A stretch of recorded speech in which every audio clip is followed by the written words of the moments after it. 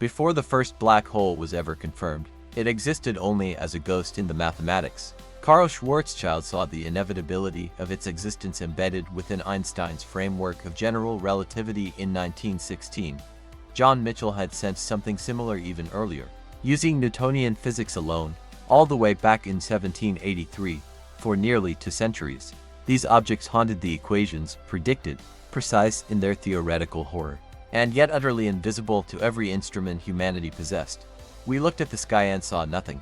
Then, in 1971, Cygnus X1 revealed itself, and in that moment, the boundary between theoretical nightmare and observable reality collapsed. Something that had been a whisper in the math became a wound in the fabric of space, real, consuming, irreversible. If it happened once, it can happen again. Somewhere in the deep architecture of the universe, objects may already exist, predicted by our equations, lurking at the edge of detectability that we have not yet found. Some of them are strange, beyond easy comprehension. Some of them should be impossible, and yet the mathematics keeps pointing toward them with quiet, patient certainty. These are not myths. They are not speculation dressed in scientific clothing. They are the legitimate consequences of equations that have never been wrong. So what are they? What waits for us in the dark between stars, in the compressed hearts of collapsed matter, in the warped geometries where our understanding of space and time begins to fracture? Begin with what you know. Stars burn. They push outward against their own gravity, with the relentless pressure of nuclear fire, fusing lighter elements into heavier ones in cores of unimaginable temperature and density. Our sun, that familiar, seemingly permanent fixture, engaged in a constant war between the inward crush of its own mass and the outward torrent of radiation pressure from hydrogen fusing into helium in its core. When the hydrogen runs out, the war changes. The sun will swell into a red giant, burning helium instead. And when the helium is gone, when there is nothing left to fuse, the sun's outer layers will drift away into space like ash, and what remains will collapse into a white dwarf, a dense, cooling ember held together not by fusion, but by a quantum mechanical effect called electron degeneracy pressure. Electrons, bound by the rules of quantum mechanics, simply refuse to occupy the same space. That refusal is what keeps the white dwarf from collapsing further. But there is a limit. Beyond approximately 1.4 times the mass of the Sun, the Chandrasekhar limit, even electron degeneracy pressure is insufficient. The remnant core collapses further, until neutrons themselves are packed together with such extreme density that a new pressure emerges, neutron degeneracy pressure. The result is a neutron star, the smallest and densest known class of stellar objects. A sphere of nuclear matter roughly the size of a city, containing more mass than the Sun, and yet neutron degeneracy pressure.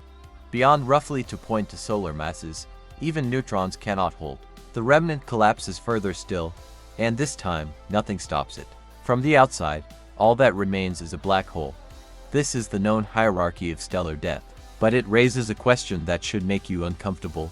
What if the matter inside the star were not ordinary matter at all? What if a star could be made of something that generates pressures beyond anything neutron degeneracy can produce, and beyond anything we have ever observed? What new kinds of stellar objects could then exist? Physicist Hans Adolf Buchdahl showed in 1959 that any star made of realistic matter with positive energy density and pressure, cannot be smaller than 9/8 of its own Schwarzschild radius. This ratio keeps exotic stars safely distinguishable from black holes. There is always a gap between the two, but what if the matter was not realistic? What if a star could contain regions of negative pressure that pulls inward rather than pushing outward? Then Buchdahl's limit no longer applies. The star could compress arbitrarily close to the size of a black hole with the same mass. From the outside, you might not be able to tell the difference. This is where the Tolman-Oppenheimer-Volkoff equation, which describes how pressure changes moving outward from a star's core, begins to produce results that feel less like physics and more like horror. For a star with sufficiently negative central pressure, the TOV equation predicts that the pressure must blow up to negative infinity somewhere within the body of the star, then instantaneously flip to positive infinity and decrease outward from there. This behavior is not an error in the math. The math insists on it. But at one very specific value of central pressure, when the central pressure is precisely equal and opposite to the star's energy density, something remarkable happens. The singularities in the pressure profile cancel. The pressure and energy density remain constant, equal, and opposite, all the way from the core to the outer surface. This might sound abstract. It becomes less abstract when you recognize what constant positive energy density paired with constant negative pressure actually describes. It is not any kind of normal matter. It is not any configuration of particles or fields that we have ever directly measured. It is the exact signature of the quantum vacuum itself. Of dark energy, this object, a star whose interior is, physically, a volume of vacuum energy contained within a thin shell of exotic matter, is called a gravastar, a gravitational vacuum star. Inside a gravastar, there is no net gravitational force. The gravitational pull of the positive energy density is precisely cancelled by the gravitational repulsion of the negative pressure. There is no pressure gradient, no force pulling you inward, no force pushing you outward. You could float inside a gravastar as freely as if you had stepped into empty space. The interior is, in every physical sense, a vacuum, but a vacuum enclosed within an object that, from the outside, looks nearly identical to a black hole. The question of whether gravastars are real has not been resolved. In early 2023, researchers at the University of Hawaii published analysis suggesting that the observed growth of massive black holes over cosmic time precisely matches the rate at which dark energy would be expected to grow due to the expansion of the universe, and proposed that these objects may actually be gravastars. Their cores composed not of an infinite density singularity, but of dark energy itself. The response from the scientific community was sharp. The data interpretation was contested. The theoretical framework was disputed. The debate continues. What remains is this: the gravastar is permitted by our equations. It may exist, and if it does, the most massive objects in the universe, the things we have been calling black holes, may have no singularities at their hearts. They may be hollow. They may be full of nothing at all. There is a mathematical object that is, in the most literal sense, the opposite of a black hole. It expels everything. Nothing can enter it. It is a source rather than a sink, a rupture in spacetime from which matter and radiation emerge. Instead of disappearing, it is called a white hole. And there is no physical reason it cannot exist to understand why. Consider the geometry of cones. A mathematical cone has two halves, one pointing up, one pointing down, joined at the tip. Real cones in the physical world are just pieces of the full mathematical cone, chopped at the connection point. But the complete mathematical object contains both. Black holes are the same. The equations of general relativity that describe a black hole also describe its mathematical mirror image. When physicists draw the full spacetime diagram of a black hole, accounting for all possible regions of the geometry, they find not just a region where matter falls inward and cannot escape. They find an adjoining region where matter emerges and cannot return. A region where the rules of the black hole run in reverse in the full four-region Penrose diagram. Region 1 is our universe. Region 2 is the black hole, defined by its event horizon, beyond which nothing can escape. Region 3 is the white hole, defined by an inverse horizon, beyond which nothing can enter. And Region 4 is a parallel universe, entirely disconnected from our own. The equations produce all four regions simultaneously. They are parts of the same geometric object. This does not mean every black hole is attached to a white hole. Just as a physical ice cream cone is not automatically paired with a traffic cone, the real universe can contain partial solutions. But the white hole is a genuine consequence of general relativity, not an artifact or a metaphor. It is as mathematically legitimate as the black hole it mirrors. The question is whether white holes are stable.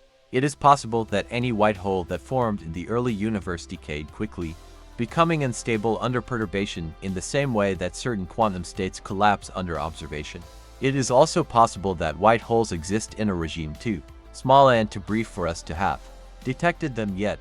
This is where loop quantum gravity, a proposed framework linking quantum mechanics to the structure of spacetime, makes a prediction that is either deeply strange or profoundly illuminating. Depending on your tolerance for the boundary between the two, even an isolated black hole in an otherwise empty universe is not permanent. It radiates. Through a mechanism predicted by Stephen Hawking, black holes slowly leak energy in the form of particles, and as they do, they lose mass, shrinking over geological timescales toward a critical threshold. As a black hole approaches the Planck mass, roughly 20 micrograms, the scale at which quantum gravitational effects dominate, general relativity alone can no longer predict what happens next. The equations break down at exactly the point where the answer matters most. Loop quantum gravity provides one possible answer. In this framework, space itself is not continuous. It is composed of discrete quantum loops.